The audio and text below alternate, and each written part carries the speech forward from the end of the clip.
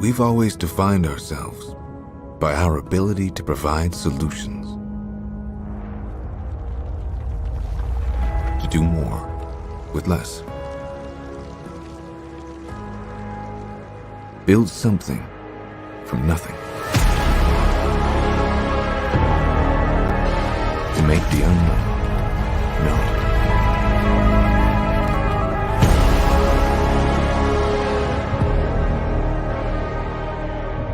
But we've only just begun.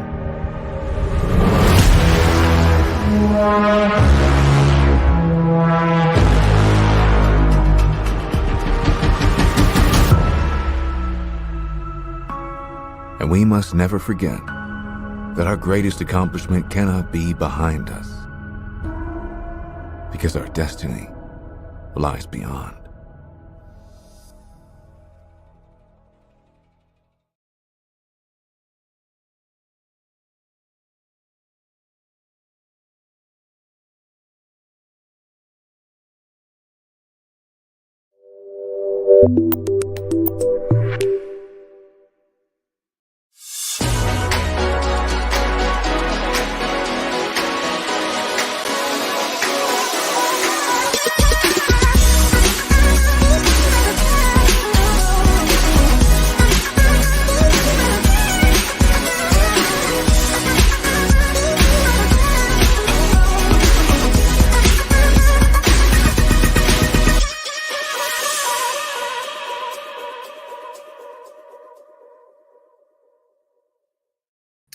Hello, friends. Uncle Marv here with another episode of the IT Business Podcast, your podcast where we try to help you run your managed service provider business or your IT consulting business or even your computer repair shop better, smarter, and faster.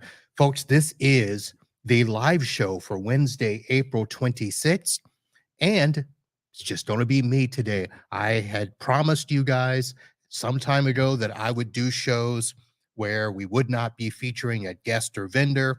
It would just be a little hangout, a little powwow. I would allow for you to ask questions, sort of like an Ask Me Anything, give you updates on me and my business. So that is what we are doing today. So I hinted at a couple of stories, and we'll get to those just a little bit later. But if you were watching the live show, in playback mode, so maybe you're catching this at a later date, the video you saw is for PAX 8 Beyond, which I will be attending in June. Actually, they just sent me a notification that I need to get my travel plans in order. I will be heading there as a member of the media, and I'll be doing a couple of podcasts there on site, hanging out with our good friend, the godfather of the channel, Rob Ray, and others. Actually, might even be doing a little hangout with our friend from Clockwork Networks, Mr. Mike Wise, who lives near the Denver area. So I reached out to him and said, hey, I'm going to be there. Let's hang. And he said, sure. He may not pay the money to go see Peyton Manning, but it'll be a good time nonetheless. So this will be my official trip west of the Mississippi for 2023. If any of you are going, give me a shout out and let me know, and let's hang while we're there. My first time, obviously, to this first time PAX 8 event, so not sure what it's going to be like, but Rob promises that it's going to be fantastic. So we shall see. A little shout out to those of you joining us live. I see a couple people in the chat. Mr. Reed, hello, sir. And I will be making some comments a little bit later. And I did mention that if you would like to ask me questions, you can either throw them in the chat. We are streaming live on YouTube, LinkedIn, and the Facebook. I see all three chats. Now, not everybody will see them unless I throw them in here.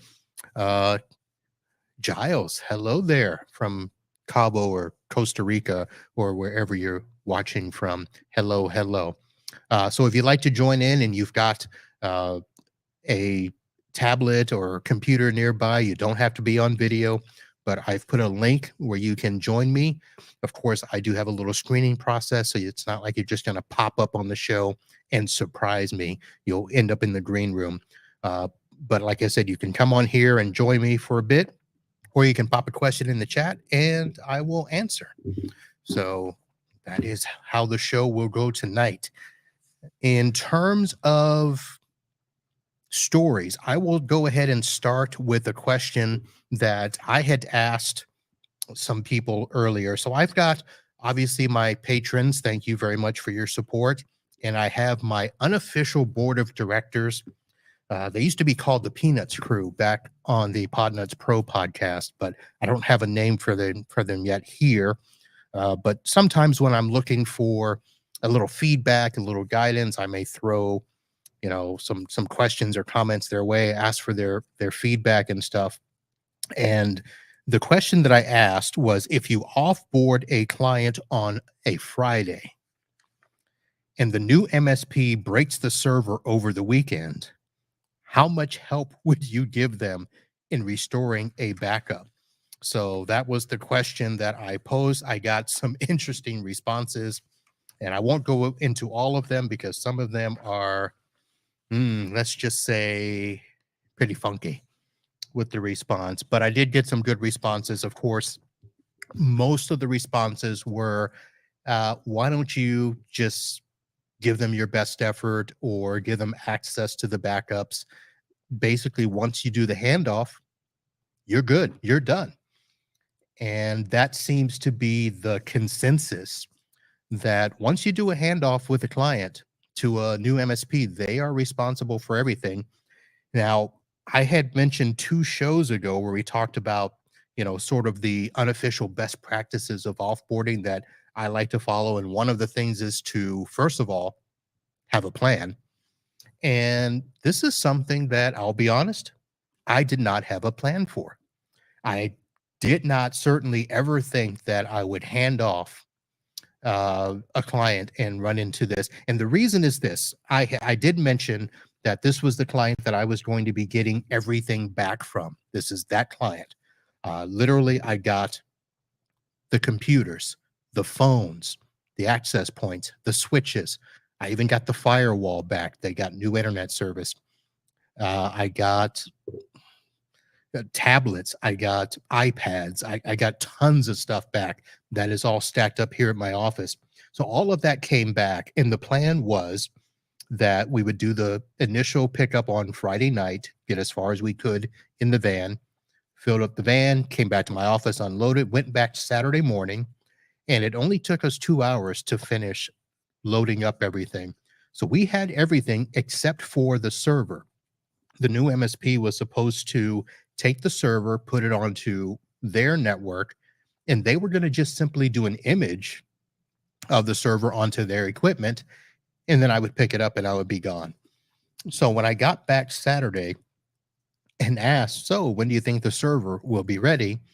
The response was, oh, we don't know. We didn't start the restore yet. So they did not start that process. I said, okay, well, I can, come pick it up at another time. Just call me and let me know when. And the assumption was it would be done on Sunday so that I would not have to go into the client space during the week. And it wasn't anything that I needed to worry about. The client is fine. This transition has been going on for 18 months. The client expects to still see me afterwards. Of course, some of the staff are like, oh, now that you're not our IT guy, you can hang out with us now, right? And so that's the atmosphere that we're in. Is there's no bad feelings. This client has been with me 19 years and 6 months, I think 7 months. But it's a good relationship. So I just didn't want to be in there. The MSP was still going to be there through this week, doing training, getting their equipment set up, all that stuff. So I just didn't want to show up and make it look like I was still hanging out. Just got a question in the chat. And I'll put that over the thing here. Did you lease all of that equipment to that? And Chris, actually, I did not. This was all equipment that they had paid for. Most of my clients don't want to lease. They want to just buy it outright, and that's what they did. So literally everything was paid for. And what made this tricky is that the client, because of the way I probably shouldn't have said MSP. So this client was not acquired by another MSP. This company merged with a larger company, and they are now part of that company. So for the last 18 months, they've been ramping up, and the company now has taken over officially. They have an internal IT department. So I'm not handing off to another MSP. I'm basically handing off to their internal IT. And the new company technically purchased or partnered with the old company. And I don't know all the details. I know that there's a contract with the owner, but the equipment was all paid for. And the paycheck that I've been, well, not the paycheck, but the checks that were written to me over the last 18 months have come from the parent company, not my client. So the parent company had paid for a lot of this equipment. In fact, they actually just paid an invoice last month for some Brother wireless printers that were ordered 6 months ago and were on back order. I don't know if you know the little Brother thermal printers. This is a medical office that uses those printers to print out labels for prescriptions or I don't know, something, blood samples, and that sort of thing. And they just came in. The parent company doesn't use those and doesn't want those. So they had 6 of those that they purchased that actually came back to me still new in the box. So it's kind of interesting. Now, the owner of the original business is of the opinion that, well, I paid for that equipment, so I should get some of it. So he does want some computers that to take home for personal use. And I said, well, fine. The first thing is, though, I have to wipe them and get, anything from your business off of it for HIPAA laws. Not that there's anything on most of those computers, but to do a good CYA, I am literally wiping everything on the computers, the iPads.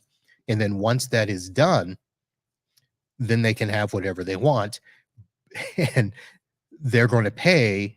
And we came up with a price of they're going to pay me $150 to put Windows on these computers and make them ready for pickup. And anybody that wants them is going to have to come to our office and pick those up. We're not delivering computers to them. But the doctor did want some compensation, and I said, I'm not paying you for any of your stuff. But it was either have it come to my office so that I can wipe them, or they would be picked up by some anonymous recycler that the parent company would choose. And I said, you don't want a HIPAA fine, so let me take them and wipe them, and then we'll go from there. So that is it. Now, Chris, you got us off track. So getting back to the story. So yeah, this was an internal IT that had 18 months to plan for this transition and only started really doing stuff in the last month. So some of the things that they were supposed to do was transition email, copy everything from this server. So I went in on Friday and literally ripped out everything in terms of shutting down the network, doing everything. And they took the physical server from the server closet that it was in, and they moved it over to where they had put in their new rack and equipment, and they were going to load that up and do the image restore. And sometime between Saturday when they started it and Sunday, the server took a dump. They claimed that there were power issues, which, I mean, I've worked with this customer for 19 years. There's probably only been 2 power issues in that entire time. Anything that was really significant was because of hurricanes that we had planned for. So I don't know how they ran into power issues, except for the fact that they did not put the server on a battery backup, but I don't know that that was the issue. So come to find out, they had an issue with the server, took a dump, and they called me on Tuesday. They didn't call on Monday. So they must have spent all Monday trying to get it back up. They called me and asked me if I had backups for the server. And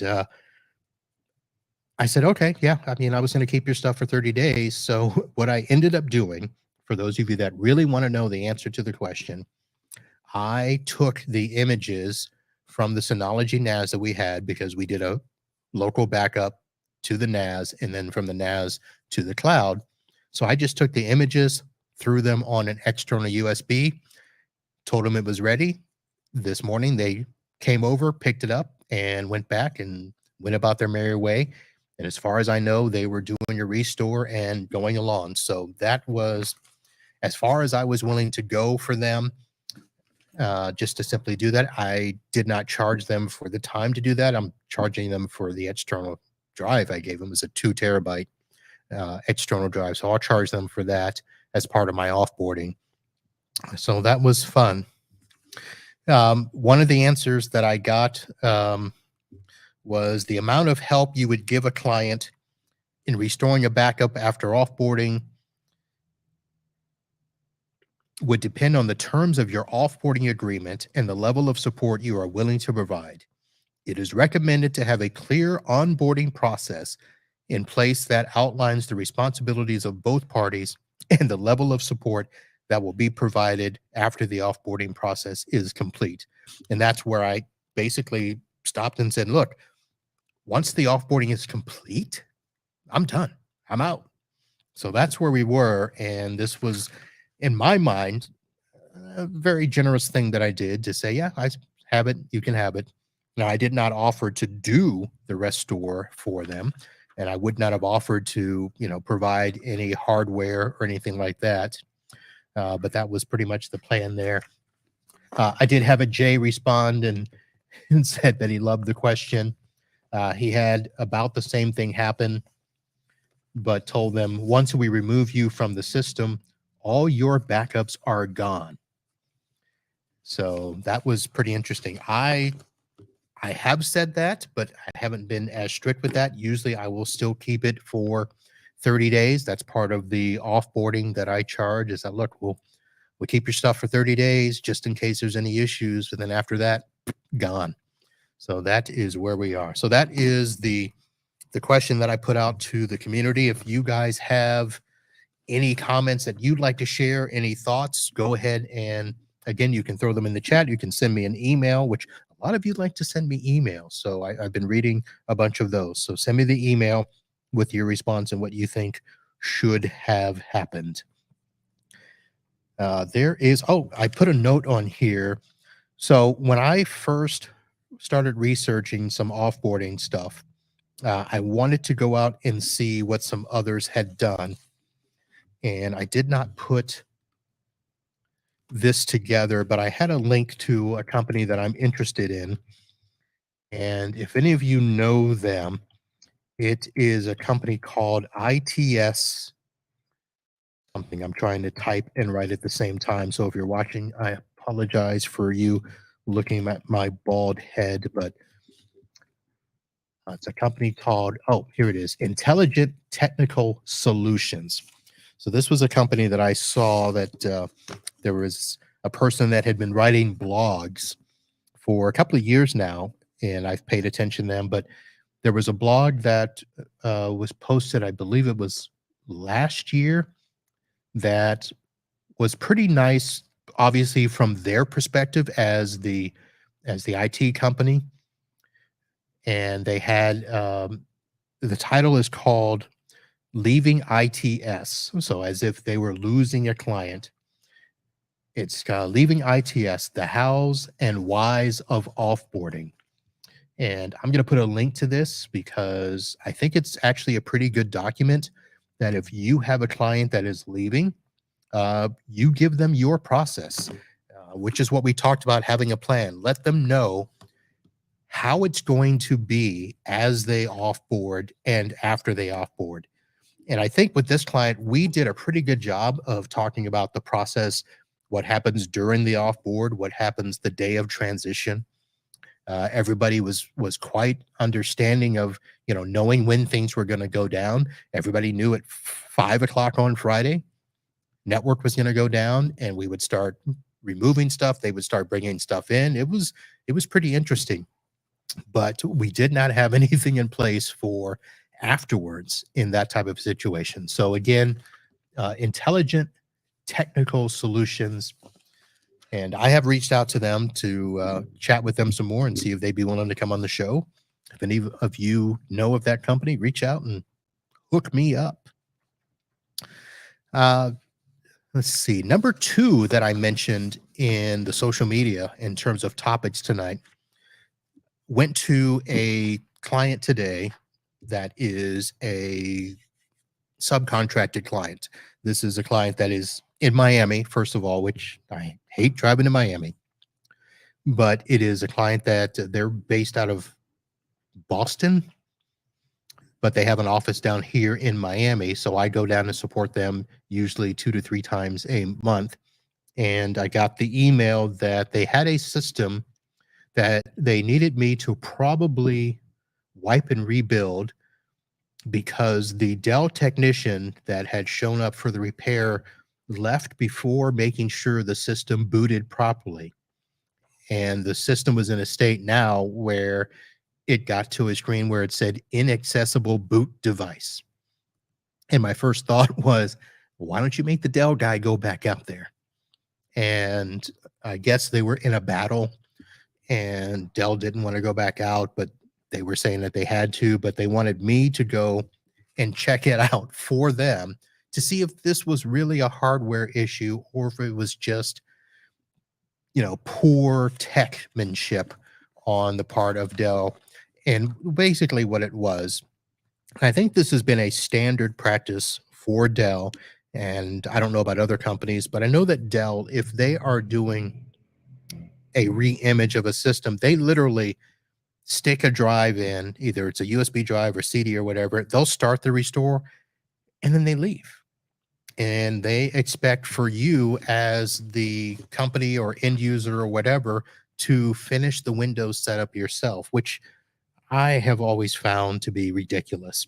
So I think that's what happened here, that the tech left and the drive just didn't finish getting set up. So I went there, and to be honest with you, all I ended up doing, this company has some spare systems in the server room that can be hot swapped. All of the user profiles are basically roaming profiles, not only with their documents and folders, their email, but they've got some AutoCAD stuff that literally somebody can log in anywhere and have all of their stuff follow them. So rather than me go through this entire process, I figured, let me bring the drive back to my office, or the system back to my office. I'll check it here. I just swapped out a desktop there. The person's up and running. And I don't know, the Dell person came out on Monday. Today's Wednesday.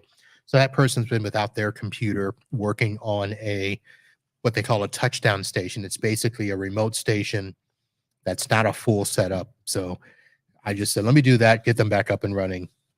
And that was it. But I put that on there because I just thought, I cannot believe that this is a practice that Dell would still be doing, where a technician shows up, does half the job and leaves.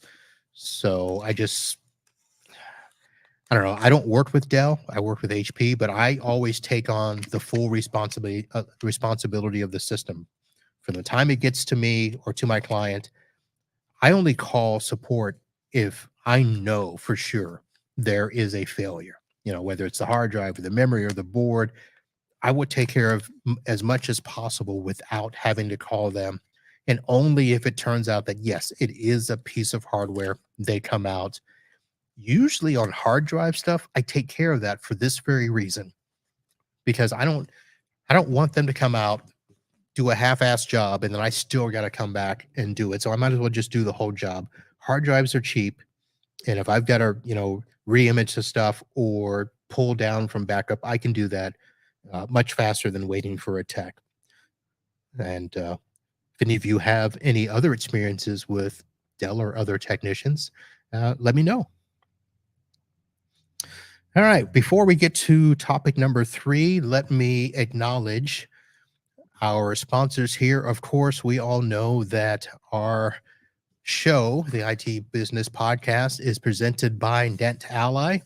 the leader in network testing solutions. They have some great handheld tools that I have talked about over the years: the Etherscope, the Link Sprinter, the One Touch. All of these tools help you diagnose, troubleshoot, design, validate networks, usually in just a few minutes. Now, the newest item that I talked about last week that they are unveiling, this handheld tool called the Cyberscope. I don't know much about it. As I mentioned last week, I did reach out to them and they said, yes, Marv, we'll get you on the list and we'll do a special live show with you. I don't know if I'm getting a unit yet. I did get some additional questions where the website showing this device is already out, and it looks like they've added some in-map capabilities. They claim that there's some other stuff, but obviously you can't see. I don't know. So Terry, as soon as I find out, I will let you know. Of course, Terry, I will try to get my hands on one and we'll see exactly what the tool is about. But that is all I know. So looking forward to some stuff from our friends over at NetAlly. Live show presented by Computers Done Right, your one-stop shop for all your computer needs in Venice, Florida. Our friend John over there does a great job. Not only with just computer repairs, managed services, but also can help with website and social media needs. So head over to Computers Done Right if you are in the Southwest Florida area. And we are also happy to have our newest sponsor, Instant House Call. If you are a new or emerging IT tech, and you need remote software, something that's a little bit more robust than, me.com, why don't you look for software that is perfect for small businesses? It has unique features that IT pros to depend on, supports both PCs and Macs. You can do personalized branding. All of the stuff like transfer files have unattended access. But one of the things that they do that nobody else does, if you've got somebody you want to do a one-off on-demand session with, and the person says, I can't have you do it right now, they can give you up to a 12-hour window where you can go in and do a remote session that's still on demand, but it is left for you. So if it's something where they say, hey, can you do this after hours? I'll leave the computer on. You can do the setup ahead of time, and then after work, go in, click on their stuff, and there they are. So Instant House Call, right? The perfect solution for IT professionals. Try it for 15 days with no obligation and no credit card required. InstantHouseCall.com. All right. And then I also should have you guys pay attention to another upcoming event that I will be at. I will actually be the MC for this, the 2023 edition of TechCon Unplugged. Are you ready to unplug? Are you ready to connect with the brightest minds in tech? Then join us for TechCon Unplugged 2023. From September 7th through the 10th, you'll have the chance to connect with a community of like-minded tech professionals who share your passion and drive. Attend hands-on workshops and breakout sessions to learn new skills and gain fresh perspectives. It's not just about the work. There's also plenty of time to unwind, relax, and have fun with your fellow attendees. Paco says it's where the magic happens. Don't miss this incredible opportunity to unplug, recharge, and take your tech career to the next level. Get your early bird tickets now at TechConUnplugged.com. All right. Hope to see you guys there this September. It's going to be a fantastic event, this time in New York/New Jersey. I think it's on the New Jersey side, but everybody's still trying to get to the New York. And if you heard that, that is our business road, people getting off work. There is a audio tent, one of those little shops where people like soup up their cars and stuff. And so when they pull out of the parking lot, they like to screech by. So usually I can filter those out, but that one was kind of loud if you heard it. All right. My last topic for today, I put on the note that I tried to hire a tech and didn't. And here's why. And so the bottom line is, oh, somebody's in the green room. I'll finish this story and then we'll get them on. How about that? Well, let's go back. So it has been a long time, more than 10 years since I had a full-time tech. I had a tech working with me full-time from about 2005 to 2012. And that was about the time that I really started getting into remote support, managed services, and found that I could do more with my remote tools than the techs who were sitting around not doing their training and not really being motivated. So I had been without a tech for that long. And I was at the point before these 2 offboardings with my clients that I'm like, I got to get another tech. And I had sort of picked up my newest company, which right now they're at 57 stations. There's actually more we're finding out. So I thought, well, if I'm going to have to support this client, I cannot keep doing this by myself at this pace. So I said, let me look for a tech. So I started putting feelers out and ended up going on this site, simplyhired.com. Actually seemed to be pretty much like the big boys. And yeah, the name escapes me. I don't even know where I'm hiring. But it was just going to be a part-time deal, starting around $15 an hour. I'd be willing to go up to 18.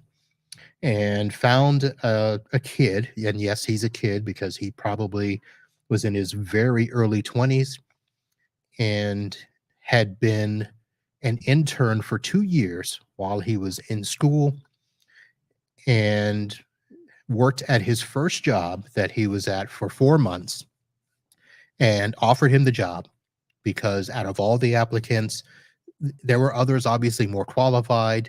But in terms of being a part-time, being somebody who I thought at this stage in their life would be a go-getter, would, maybe evolve into a full-time down the road, he said, yep, great. I don't like where I'm at because of opportunities. So made the offer to him, initially said yes, and then said no, because after doing the math, he didn't think he could afford and wanted to be paid what he was worth. And basically said, in order for me to take this job, I'd have to make $20 an hour, which, listen, not unreasonable for somebody with experience, somebody full-time wanting to do a job.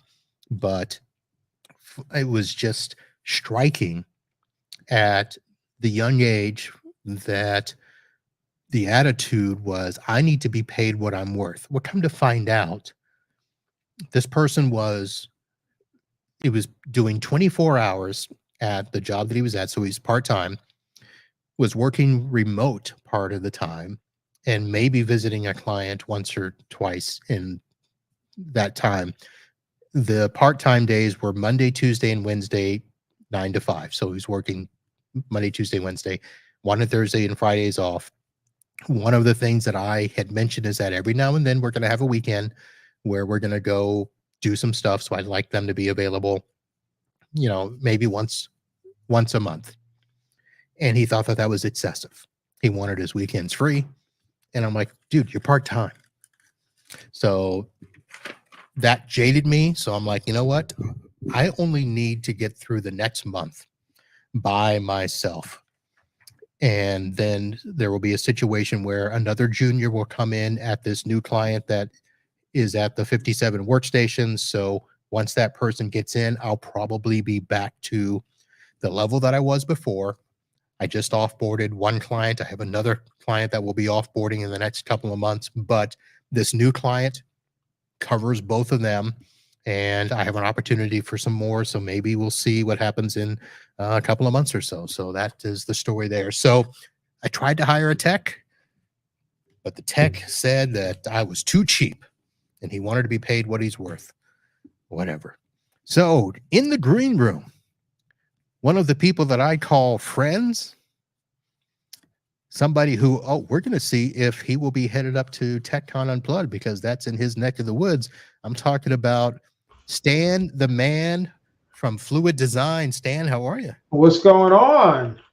Look at you, man. Got your little green screen behind you. There's no green screen. That's the problem, but it's working. I had on a black shirt and I had to change it because it was blurring me out completely. But it's all good. It's all good. I'm not going to mess around on your platform. That's all right. It doesn't work as good as the Teams and the Zoom on the virtual background, but we'll make it happen. All right. So, yep, this is open mic night. Thank you for popping on, being the first brave soul. So what brings you on tonight? Come on, man. Listen, I was I was downstairs getting this baldy bald, and I'm like, what time is it? I just shot you a text. I said, wait, I think I'm 30 minutes late on this. So I was listening to you downstairs. I finished up, and I said, let me run up and check my buddy Marv out and see how he's doing today. Yeah. So did you catch the first part of the show? No, so I got on about 8:25 or so, where you were discussing the repair operation by Dell. Yes. I'm just going to jump in on that real quick. I have to tell you, I used to sell a lot of Dell. I stopped because of their support from my standpoint many years ago. I mean, it's got to be at least 15 years now, to where I went to a full HP shop just like you. By and large, most of my HP experience has been positive. I had one weird one recently where I ended. It's partially because the client on site didn't do what they were supposed to do. To test everything or call me before the guy leaves. All in all, I ended up going over there, taking the machine, bringing it here, having them come here to resolve it. And ultimately, I had to send it out to Depot. So it was just the weirdest interaction. And the machine was less than 6 months old. Obviously, you and I know things happen, but the client, especially the woman whose computer it was, she's the one who pays the bills. She wasn't happy, but all is well now. In the land, but it was a bit of a bump in the road, more than ever, typically. And it was an Elite book, so no, not Elite book. It was a Z book, which they have a whole different department for Elite books and Z books. And they're usually pretty quick and painless with it, but the techs weren't the best, unfortunately. But yeah, it was interesting. And these Dell machines, they're the big boy precision workstations. They're like a server. The CAD machines. Yep. CAD machines.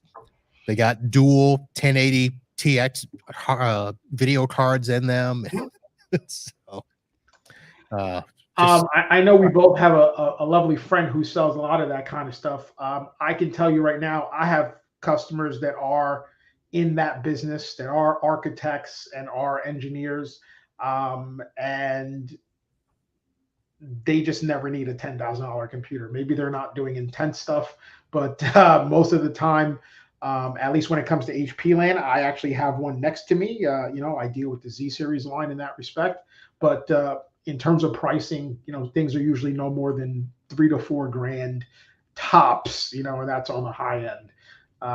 Most people just aren't pushing these things as far as they can go, in my opinion. But maybe I just don't know. Well, it's funny. So at this particular client, so a lot of the CAD drawers are young. So this company is doing well enough that when these young people ask for it, they get. So some of this stuff is because the kids are like, oh, I want to have this card and I want to have this and I want to have 2 and 3 screens, and they spend the money, but the company is successful right now. They're making the money, and in fact, they're growing. They can't keep up with the demand of their work, so they're trying. They want to double their staff. They've got about 25, I think, now, and they need to double in the next year, they said. So obviously this is your client, right? So this is a subcontracted client. They're based out of Boston. The reason I was going to ask that is that's one of the most interesting conversations that I continue to have I mean, I've been in this business for over 20 years, and I've unfortunately seen clients go the other way, from bigger to smaller, rather from smaller to bigger. And I don't know what that's a function of. And I've had plenty of conversations with plenty of colleagues who have like, yeah, I used to work with these people when they were 2 people. Now they're 200 people. And I'm like, where are these companies, right? Because I have to tell you that either my people maintain their staff level, or unfortunately their staff level, goes down over time. I mean, they're still in business, they're still operational, but I don't have a single story that I can share where I go, hey man, this was a small company, even a 10 user company, and all of a sudden they're a 40, 50, 60 person company. I don't have a single one of those stories. Well, you need to move down here, because I've had a few of those myself. In fact, the customer that I fired originally started out as a 40 user client for me, one location. When I left them, there were 7 locations, 190-ish people. I was looking them up the other day because I still talk with them, and still they are now 9 locations, almost 300. So Yeah. if I could have hung with them, we'd be my other firm started, they were about 55. They're at 150 now. The client that I just picked up, now I don't know how much they're going to keep growing. They claim that they want to get bigger. For instance, the guy's got about 25,000 square feet. He wants, 100,000 square feet. He basically wants, he's trying to find a closed down BJ's or Costco to move into. It's an event company. Mm-hmm. And, 10 years ago, he was 5 people, and now I think he's like 70 people, but I've only got 55 machines that I'm dealing with. He says that he's going to grow, and it's interesting. Yeah. Listen, I love it. I just wish I had some more ambitious people, I guess, right?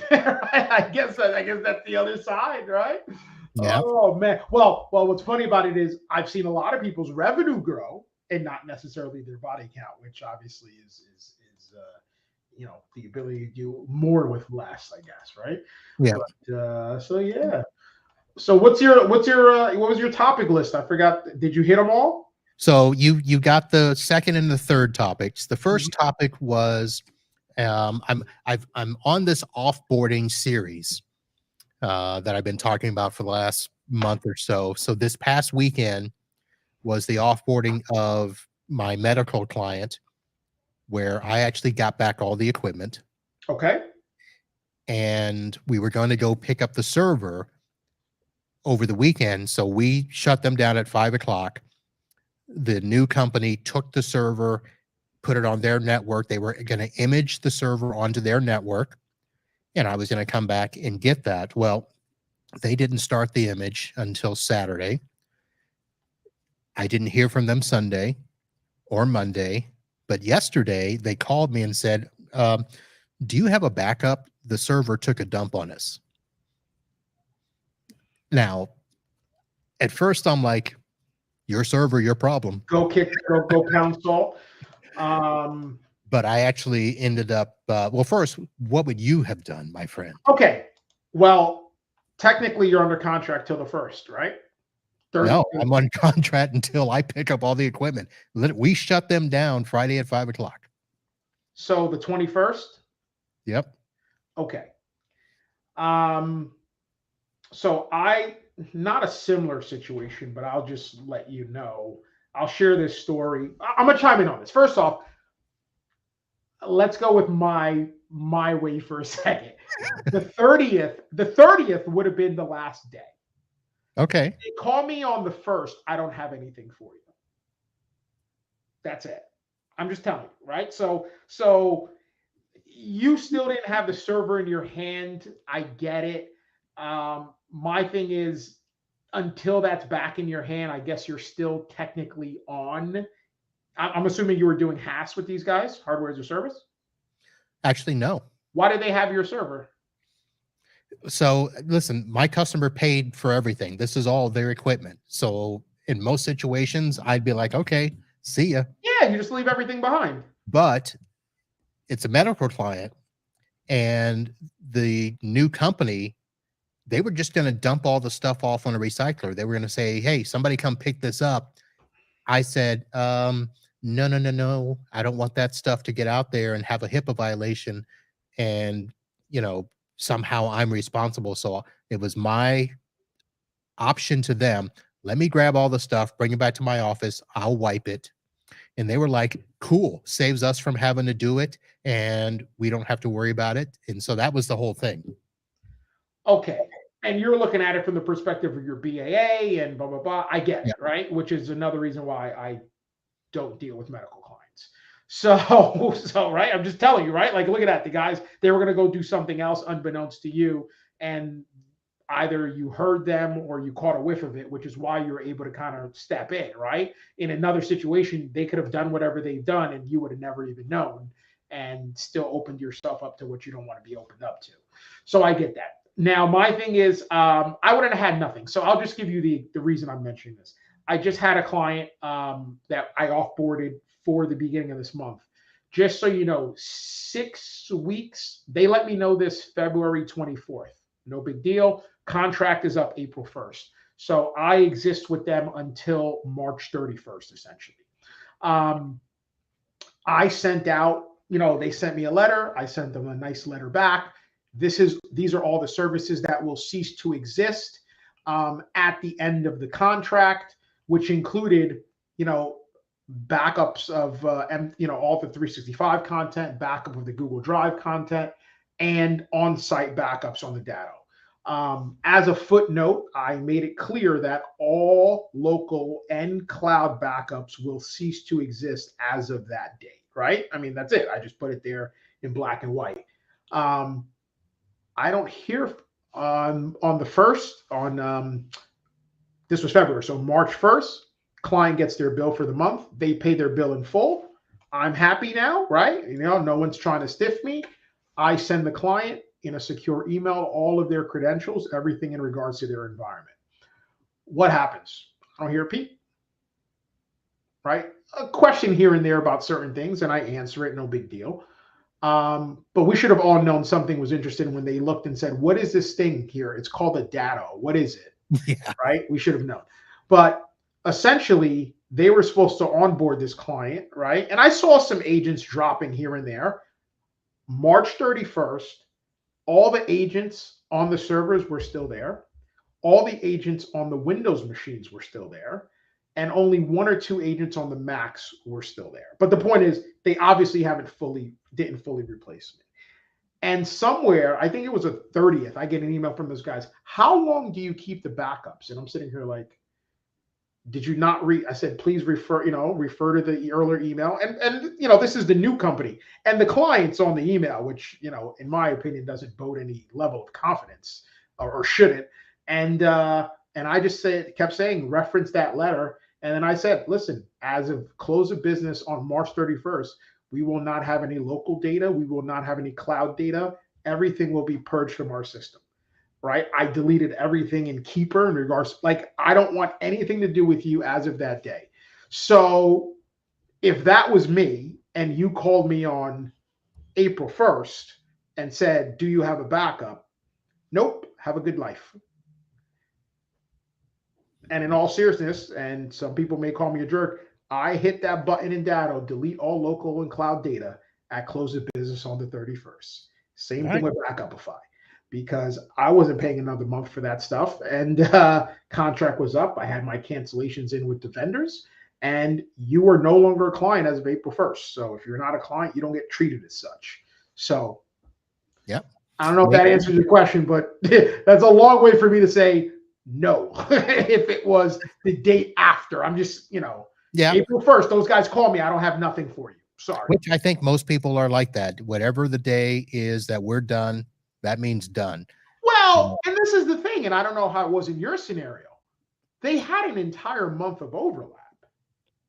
And just because they chose not to. No. Oh, no. See, we're going to have to talk more. I'm going to have to re-explain. Okay. I'm going to have to explain some of this. You'll let me know. But for me, I'm just saying, right? They came in February 24th. My contract was till the end of March 3rd. Okay, for your client. Yeah, your scenario. And all I'm saying is they wasted that month. Yeah. right? The fact Yep. that I still had my agents that I had to uninstall on March 31st.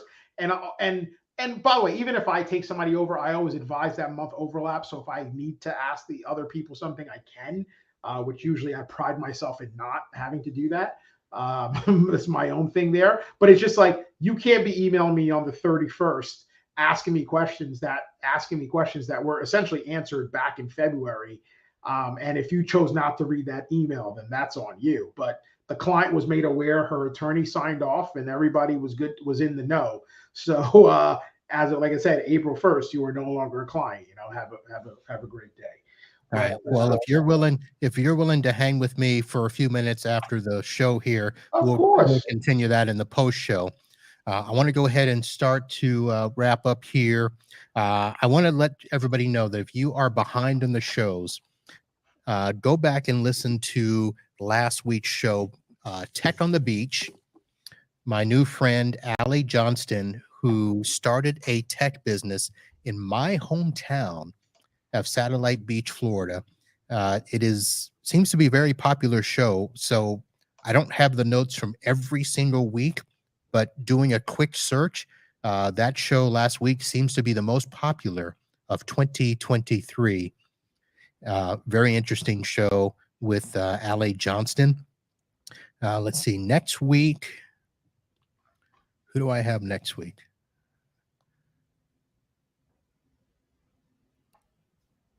This makes for a great audio show. Scheduled events. There we go. Oh, look at that. I've got a Enable conference coming up. So next week, I'm going to be continuing with my Florida theme. Your friend there, Stan, Zena Hassel. Oh, yeah. It's going to be on the show next week. And not only is she going to be on the show, she is going to be here in studio. Oh, beautiful. I love it. So Zena Hassel, let's see, ZLH Enterprises is her company. She is now, are they dual residents? I don't think I've even asked her that. Yeah. She's new. She's up here in Jersey and in Florida. So she's a snowbird. I think she's spending some more time down there. So she will be in house. She was with me at the Exchange event in Orlando, which is where we officially met face to face. We had met each other through Zoom, through the ASCII calls and some other meetings, but that was the first time we met each other face to face. We were in the same boardroom for those 3 days. But she will be here in studio next week. I love it. All right. No Florida man this week. We will get back to that next week and see if our dual resident can do one. I am hoping to have information on NetAlly Cyberscope here pretty soon. And also, I'm working on getting my good friend Barry on the show because we are going to talk all things Ingenious. They have introduced SD-WAN gateways and routers. I had a little talk about Ingenious about a month ago where I wasn't happy with all the different web portals that they were doing, and they were introducing new switches that didn't align to the same portals, the old switches, and I thought that was just annoying. So we will talk about Ingenious as soon as I can get caught up with my friend Barry. Obviously, we're going to talk about ASCII events coming up, talk about PAX 8 Beyond, TechCon, whole bunch of stuff. But that is going to do it, folks, for this live edition. I can't believe you ain't got no Florida man story, man. What was that? I can't believe you don't have a Florida man story. I got Florida man stories. I just you want to hear how great Florida man has been. You've heard those stories about the delivery drivers being shot by driving into the wrong driveway and stuff. Well, Florida man could not be left out on that. So the story out of, let's see, I'll pull it up right here. Here's the title: Florida man opens fire on Instacart driver who went to wrong home. So this is how. You guys can't be outdone, You cannot be outdone. A South Florida man who police say fired shots at an Instacart driver delivering groceries to the wrong home will not face criminal charges. The Instacart shopper said they had trouble finding the customer's home near Davie, Florida. Now, know your geography. Davie is about 15 minutes from me. Mm-hmm. They were actually trying to leave the man's property when he opened fire. So there's a whole backstory to that. There's actually a story where the son came out to try to see what was going on, and something happened. They were trying to turn around, hit a rock in the guy's yard. The guy came running out with his gun. They ran over his foot. I mean, there's a whole story there. I'll have to find the original story, but yeah. Well, listen. I had to pull something out of you on that. You know what I mean? I had to pull something. I actually there's a Florida story. What I thought was real Florida. I'm going to share. It's just 2 lines. So I'm going to share it. The 2 drivers in Florida a couple weeks ago that started firing their guns at each other in a fit of road rage. Yeah. One man had his 5-year-old in the car. The other had a 14-year-old in the car, and both the children got shot and wounded. Yep. Yeah. You guys are. I'm gonna stay up here for a little bit. That is just kidding. But, we should do a whole show on Florida man stories at some point, but yeah, it should be a quarterly thing, maybe. I'm sure there'll be enough stories. I'll hook up with our friend Ray Orsini and do that. So, all right, folks, that's going to do it for tonight. For those of you that are watching live and want to hang out, we are going to stay here for a post show. Others of you, thank you for downloading and subscribing to the show. For all things, head over to itbusinesspodcast.com. Check out the past shows.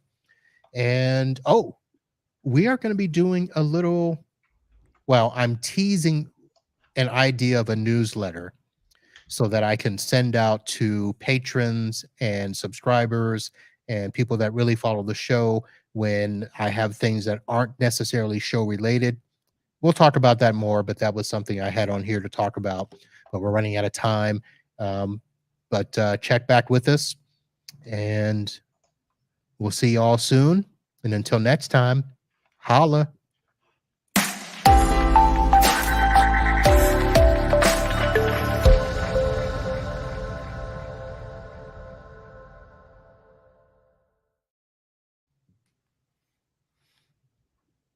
All right, so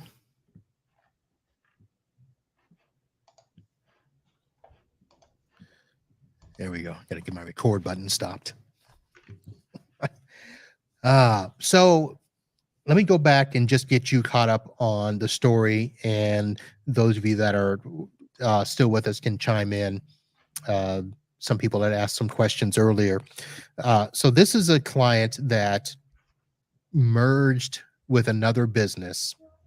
So the parent company had taken over 18 months ago. And this parent company actually has about 300 offices across the country. Okay. So this is supposedly what they do. Yeah, they got a cookie cutter situation, right? So I offered to give them any assistance they needed during the whole transition and would be available, but they're like, nope, don't worry about it. Just keep doing what you're doing. And so literally I supported them as if this other company didn't exist. Okay. You were telling me a little bit about this. Yeah. I remember. Yeah.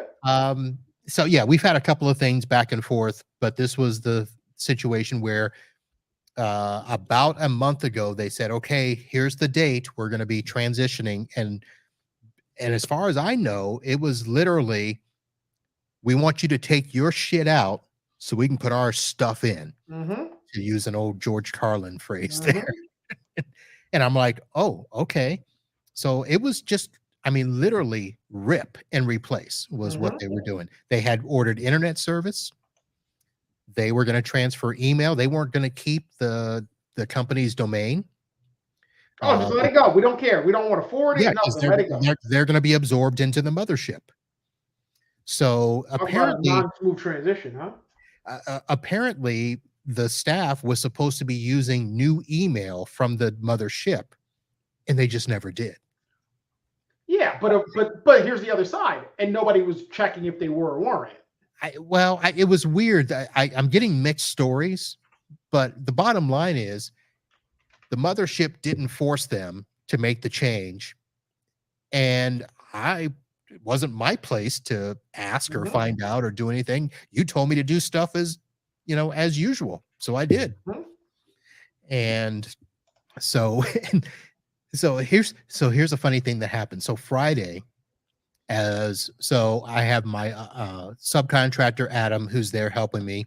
Okay. Kim is there as well. Kim's responsibility was to grab all of the iPads. Okay.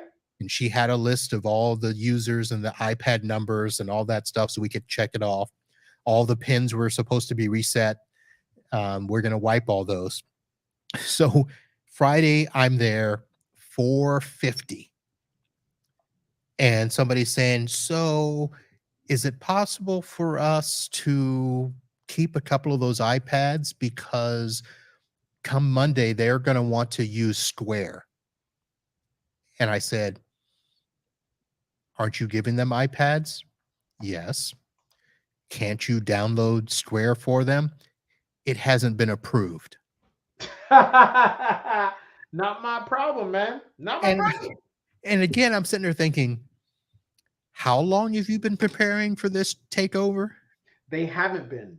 It's the same way like that conversation I just told you about the takeover of the client. No, there's and these guys are internal IT, right? Yes. Yeah. They're overwhelmed. They got 100 other things that they're doing. They weren't focused on this. No. And then the date showed up. That's what happened. Yep. So it was fun. No, that's what happened.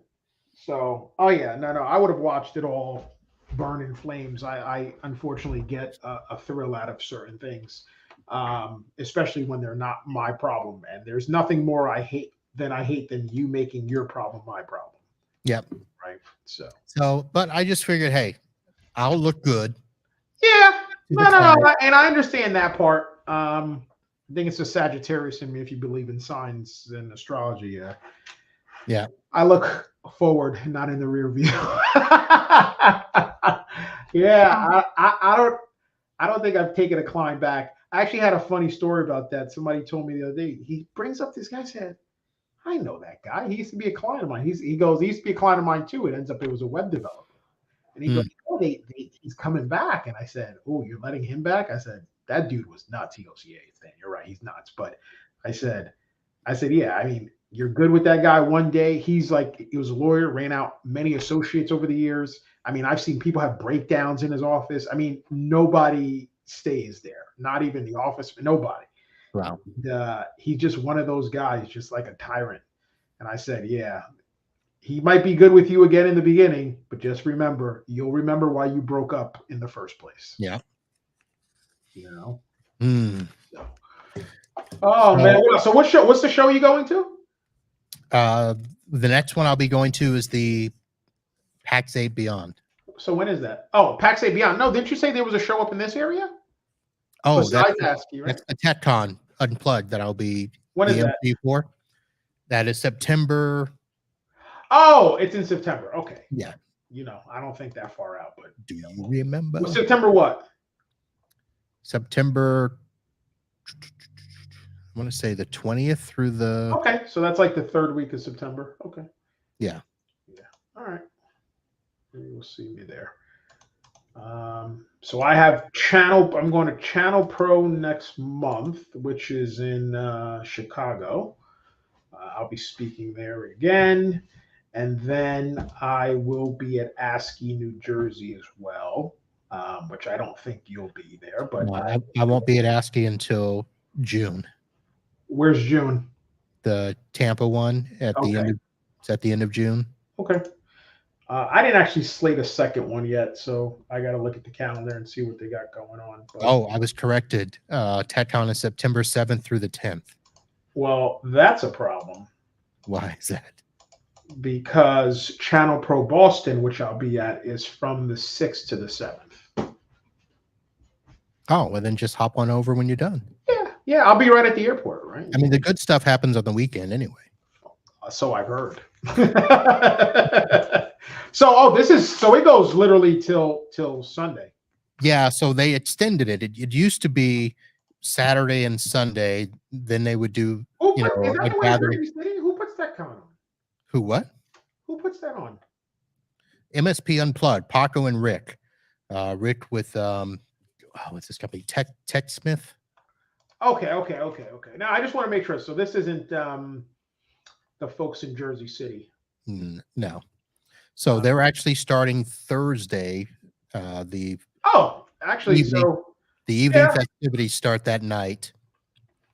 I think it's 6 or something, and then content is Friday, Saturday, and Sunday is the overflow day where they'll do the extra topics. right. Well, you'll be 15 minutes from the house. So All right.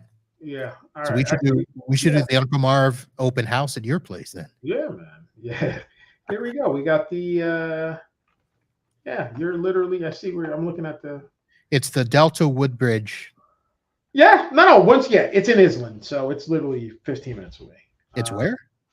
Island, which is it's part of Woodbridge. So Okay. yeah, I was just looking at where it's at. I didn't know if it was closer to Newark Airport or not. I don't know which. Yeah, it's so Delta's hotel. It's right. It's a Marriott brand, right on the highway there. I see my buddy Jimmy's going to be there from Quick Pass. I'll hit him up. Jimmy.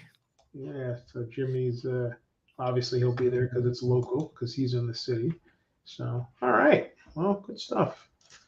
Good stuff. I might have to hop off here in a second. Do we have anything open while you got me on the after hours here? Anything open? I am booked, man. So my May is going to be dealing with this new client while their junior's out. June is a travel month.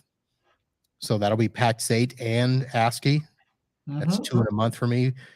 July, 4th of July, something's happening in July. I don't know, dude. When are you just got back in the country, didn't you? Yeah. So I did Cancun. I just got back yesterday around. Actually, we landed at like 6. We were on the tarmac for like an hour, which I don't care. I didn't have anything to do. It was 6 p.m. I don't know what that was. I didn't even listen. I didn't even take my headphones off to listen. I just kept watching my show, which I'm addicted to right now. I got 1 episode left, by the way, on Netflix. What show? The Night Agent. The Night Agent. Yep. The Night Agent. Yep. It's like I said, I got 1 episode left till I finish the first season. So I'm into that. I started watching another series called The Recruit.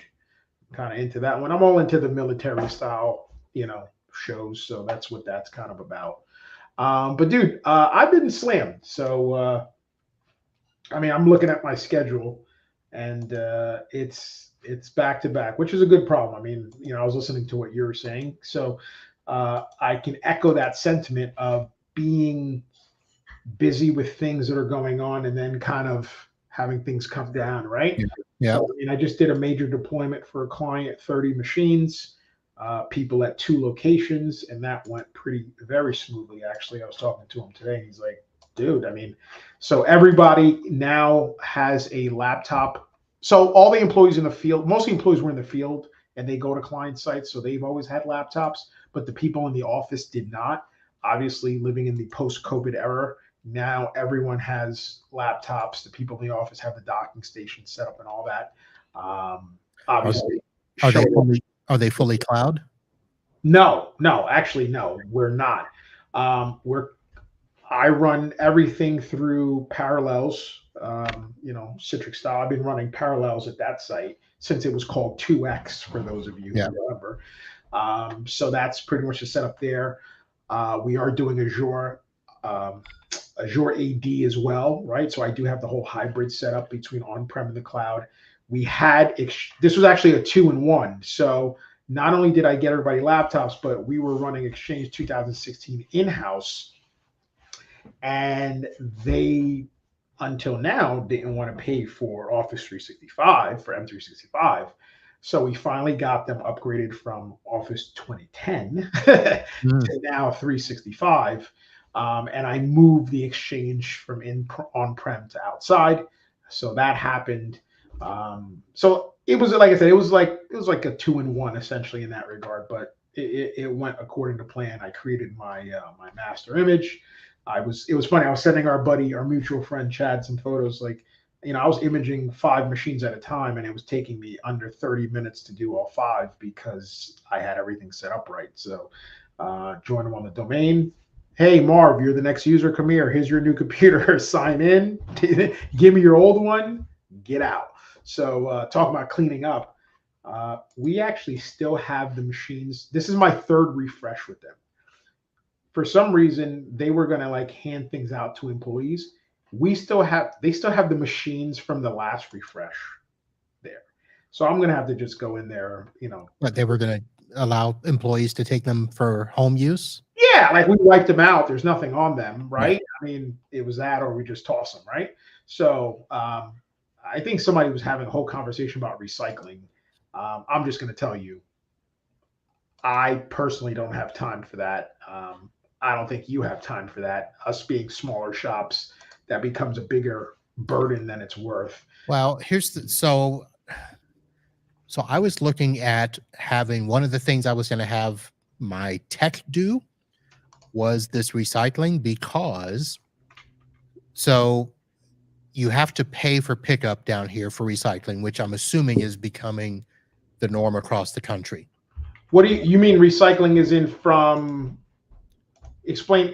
Give me a little bit more on that, so I make sure I understand it how you understand it. So if I had a client, we did a refresh and I didn't want to bring their machines back to my office and needed to call somebody to come grab them. It used to be people would come pick up for free. Now there's a charge to pick up, along with a charge for any batteries. I think it varies in anywhere from 10 to 25 bucks per battery to recycle. You can't drop them off at Staples anymore. So if you want to get rid of electronic stuff, you're going to pay. So wait, you can't drop what off at Staples? Like the battery backups. Got it. You used to be able to you could drop other stuff off there, right? Not anymore. Florida is like. So it's interesting because I walked into Staples yesterday and there's a big sign about recycle your electronics and get $10, right? Which wasn't really a thing here until recent. That's why I'm asking that question, right? So it really wasn't a thing here, but it is now. I'm seeing the signs. Yeah. But okay, so go ahead. So client has to pay for somebody to pick it up. Right. So the bottom line is they either pay to have somebody pick it up, or I say we'll take it, no charge. I go through, pillage what I want. Hard drives, especially if they're solid state, memory. If machines are decent, we can re-image them and use them as a remote station for some of my clients that, they just need a RDP machine. And then I have the recyclers come here. They'll charge us, but it's a much less fee because they're coming here all the time now. In fact, they email me all the time. Hey, you got anything that needs to be picked up? So they give us a discount. We get to pilfer parts and stuff that we want. And I can even out the recycling costs now. So this client, I won't do it, but for other clients, when we take a machine back, there's a recycling, line item on there as well. Yeah. Okay. So this client, when we did the first batch, they didn't care. They just paid the company to come in because they're an accounting firm, and they even paid them to shred everything. Right. So they don't care. I mean, they'll pay, right? At the end of the day. The reason why those things, and by the way, like I told you, those machines were all wiped and OS is reloaded, and I just cloned it on every other machine. The only reason why those machines stayed behind was because, like I said, they were like, oh, we're going to let some of the employees take these things home. Yeah. And that just never happened, right? That just never happened for whatever reason. The other side, the other thing is, in terms of recycling, I didn't send you this picture, but I will, I didn't realize how much stuff I had, man. Okay. I went into cleanup mode. So my county does electronic recycling in bulk. I think you could drop it off at any time, but the first Saturday of the month, you can take it over to them. And I remember the first time I went, I got the Honda Pilot, right? I got a few things in there and I fill it up. And the guys were like, that's it? I said, wait till next month. And I filled that truck with everything. I mean, I had stuff from years. and they'll take anything. I mean, CRTs, right? A lot of people don't want to take CRTs, and they'll do they just take it all. So that is an option if I feel like going down that route. To your point, I had a bunch of those free recycling folks, and the problem with them is they were here today, gone tomorrow. Yeah, I mean, yeah, I would have to have like, I'm like, are you still doing this? And like, or you'll hear like, I got to get the pickup truck, or like, I got to like, it's always like something else. But you know, it was fun. It was fine while it lasted. But for the most part, you know, I don't have a problem, like you said, it being a line item on the bill. Same thing with wiping a machine out, right? I mean, it is what it is. When you go get your tires changed, there's a line on there, tire disposal fee, right? So you know, no difference, no difference there. But yeah, no, I understand. It's but yeah, the Staples thing, just so you know, like I said up here, and maybe it is a newer thing. They are taking the signs, except it's not convenient because you know there's no nice ramp to go in. You can't back the car up to it, so it's in a strip mall. It'll be a whole headache. So, yeah, it would be. And so I don't know why they stopped it here. A lot of stuff stopped here. So our county, Batteries Plus will take batteries too. So Battery Plus, that they will. And then our county used to do free pickup. Well, let me rephrase that. They still do for residential. But if you show up with too much stuff, they turn you away. So you got to show up with like one computer, one monitor. Well, it's like a law firm I know. They don't pay for shredding. They take it to the county shredding once a month. I'm like, hey, man, to each their own on that one. Yep. All right, my friend. Well, let me let you get going. All right, man. Listen, talk to you. Good. Thanks for letting me jump on, and I'll see you soon, man. All righty. All right, later. Later.